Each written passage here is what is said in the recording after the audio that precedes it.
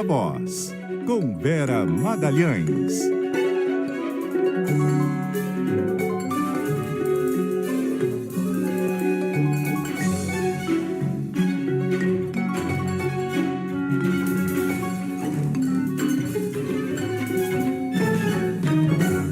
Boa tarde, Vera. Oi, Cássia. Boa tarde para você e para a Nadédia, para o nosso ouvinte, também para quem nos assiste nesse dia de aniversário da CBN. Parabéns. Boa tarde, Vera. Parabéns para todos nós, Vera. Um dia super especial. E é um dia que eu estava até comentando aqui na abertura do CBN Brasil, que a gente está fazendo o que a gente mais faz por aqui, que é trazer notícia, mas muita notícia, né? Principalmente quando a gente fala dessa questão dessas intoxicações por metanol que tem surgido, começaram aqui em São Paulo, tem casos suspeitos aqui em São Paulo e agora já começam a surgir casos suspeitos também em outro estado, em outros estados. É o caso do estado de Pernambuco. E como se não bastasse, né, Vera, a gravidade da situação em si, agora a gente começa a perceber também que tem ali algumas rusgas, algumas diferenças em relação às condutas de investigação que estão sendo adotadas pela Polícia de São Paulo e pela Polícia Federal. Pois é, Cássia, é comum que quando há casos assim rumorosos e que extrapolam fronteiras e nos quais há indícios de participação do crime organizado, a Polícia Federal entre na investigação. Mas também tem sido bastante frequente que isso provoque algum tipo de desconfiança, de ciúme ou de medo de perda de protagonismo por conta das polícias locais, por parte das polícias locais. Isso aconteceu mais remotamente no caso Marielle Franco, de uma maneira muito clara ali. Houve no início muita objeção por parte da Polícia do Rio de Janeiro, do Ministério Público do Rio de Janeiro, de que a Polícia Federal entrasse no crime, que o crime fosse federalizado de alguma maneira. Naquele momento também não havia interesse do governo Bolsonaro de colocar a PF no caso, e depois, quando mudou o governo, a PF entrou nas investigações e ajudou a elucidar o crime. Aqui em São Paulo, em relação à Polícia Federal, frequentemente tem havido ali algum tipo de divergência de enfoque. Isso tem sido comum nos últimos meses, em relação a investigações envolvendo o PCC.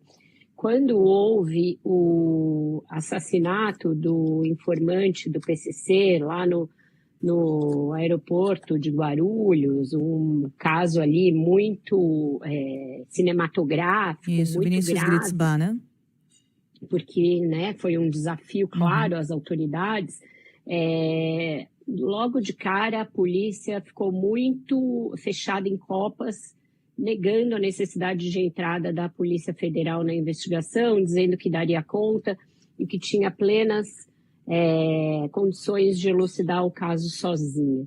Mais recentemente, no assassinato na Praia Grande do ex-delegado-geral da Polícia Civil, Rui Ferraz, também aconteceu algo semelhante. E agora, quando a PF já anunciou de cara que abriria um inquérito, até por possibilidade disso envolver uma outra investigação que já corre, que tem uma colaboração que é a carbono oculto, né? Existe uma hipótese ainda não comprovada de que o metanol que está aparecendo agora em bebidas tenha sido desviado para destilarias clandestinas por parte daqueles que tinham importado isso ilegalmente para adicionar também de forma ilegal em combustíveis. A PF já entrou logo de cara. E aí eu senti, todo mundo sentiu por parte da polícia também uma reação negativa, no sentido primeiro de negar logo de cara qualquer possibilidade de envolvimento de facções criminosas, o que foi um pouco estranho, porque nem se tinha começado a investigar.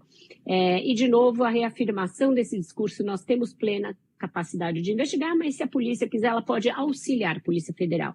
Então, ali parece sempre uma tentativa de se delimitar e demarcar um território. E a justificativa final para isso é sempre aquela, né? É a disputa política, uma disputa de narrativa por condução de segurança pública. Isso está muito forte no Brasil hoje.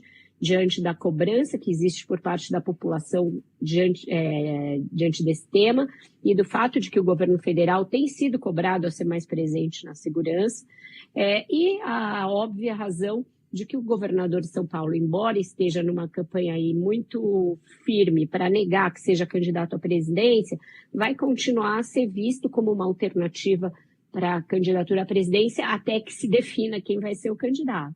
Então, esse contraponto entre o governo federal e o governo de São Paulo vai continuar sendo feito em todas as áreas e muito fortemente na área da segurança, porque o Estado é o maior do país, porque tem a maior polícia do país, porque a origem dessa organização criminosa é São Paulo, e essa operação mais recente mostrou muitos tentáculos ainda muito firmes em São Paulo, e porque o governo federal está tentando, sim, ainda sem sucesso, entrar mais fortemente nesse tema. Então, essas cotoveladas, nesse caso, são bem leves, ninguém está se digladiando publicamente, não está tendo nenhum tipo de provocação, nem nada. É mais uma divergência de condução.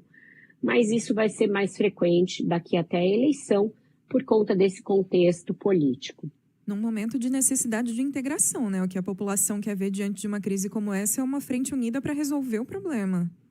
Pois é, deveria ser óbvio e deveria ser até automático que os esforços fossem integrados na DED. Aí deveria haver protocolos claros de qual é a atuação de cada um desses braços diante de algo muito assustador, que põe em risco a saúde pública, que a gente não sabe ainda a origem, que pode estar muito mais disseminado do que esses primeiros casos mostram, e que, portanto, toda ajuda deveria ser bem-vinda, né? Parece que a primeira preocupação é delimitar território e marcar, não, aqui é nosso, aqui a gente investiga.